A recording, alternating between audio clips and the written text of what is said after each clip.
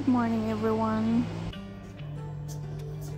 Pupunta ako sa kitchen kasi magpe-prepare ako ng baon ni Ross ngayong araw.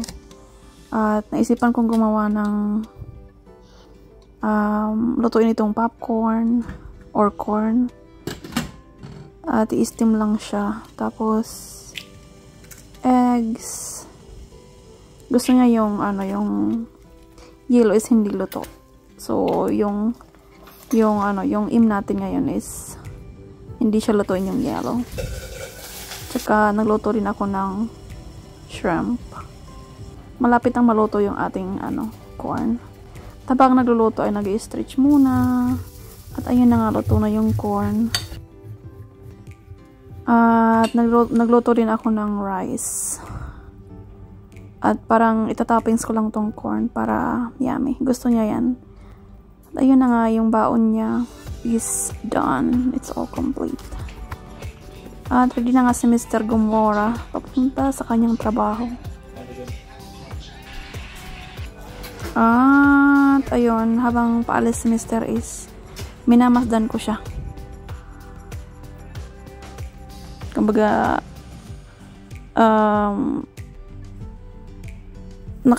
nakatingin lang ako sa kanya habang siya ay umalis. So ayun na nga, nakaalis na si Mr. Ako naman ay magbe-breakfast. Ang naisipan ko ngayong i-breakfast is yung corn at saka yung gatas. Kasi yun yung gusto ko ngayong araw, ngayong umaga. Itong gatas na to guys, ako lang to ang umiinom. Si Mr. hindi yan siya umiinom ng gatas. Kasi raw, ka-upset daw yun ang stomach niya. Ayun, i-close ko na itong door. At balik na nga ako sa higaan kasi nakakapagod. Balik tulog. Pagkatapos ng ilang oras, bumangon ulit ako at maliligo. At nag-alala nga ako kay sa anak ko kasi parang ang tagal niyang natulog. Or natutulog. Kaya muna ako ko muna yung heartbeat niya. Kung okay lang ba siya. Kasi nag-alala talaga ako. Sabi ko parang ang tagal niyang hindi gumagalaw. So ayun, nung fetal monitor naman ako ay ito yung heartbeat niya. Yay! Happy ang mommy. Parang napawi ang lahat ng pagkaalala. Oh, thank you Jesus. At ayun na nga, pagkatapos ay maliligo ako. Kasi pupunta kami sa doktor. At nandito na nga kami sa doktor ni Mr. Naghihintay lang ng OB.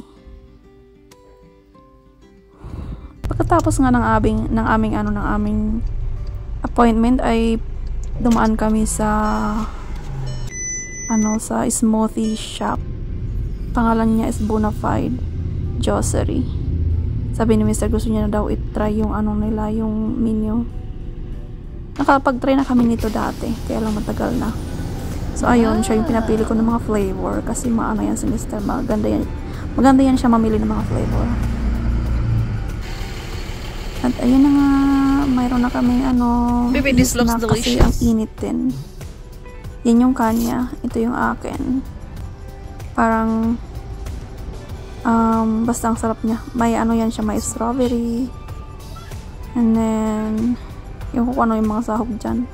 Tapos yung kanya is may peanut butter na toppings.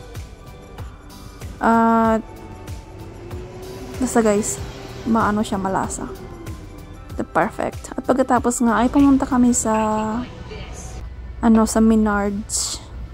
Call it Menards. I don't know. At nagustuhan ko itong map na to kasi kailangan ko to kasi magmamap ako sa basement namin.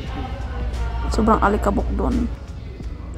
Parang masisira yung yung vacuum pag yun yung gamitin ko.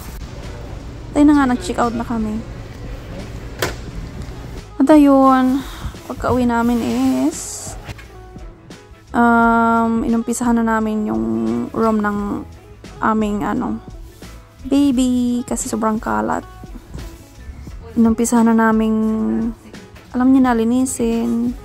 paunti-unti ilabas yung mga gamit na gamit namin at nagkalat. Yung iba is i-donate sa kumbaga dyan sa Pilipinas is ukay-ukay ganon. Kumbaga ibibigay lang yan yung mga nakasako. Tapos yung iba itatapon, yung mga alam namin hindi nagagamitin. Yan na mga exercise bike. Ilalagay lang namin yan sa sa second floor. Tapos itong plantsahan ko itatabi ko lang. Ayun, nakakapagod. Kasi malaki na yung tiyan ko. Ito namang pelo na dala ni Mr. is ilalagay lang yan sa kabilang kwarto. Kumbaga yung karamihan sa ginagawa dito sa room na to is si Mr. yung bubuhat. Kasi ayaw niya akong pabuhatin. Yung mga lang daw, yung mga magagaan. Sabi ko, sige. Okay lang naman. Kumbaga ako lang din yung nagsisegregate ng mga maliliit na mga gamit. Siya yung nagbubuhat ng mga mabibigat. Papunta sa dapat patunguhan dito sa house.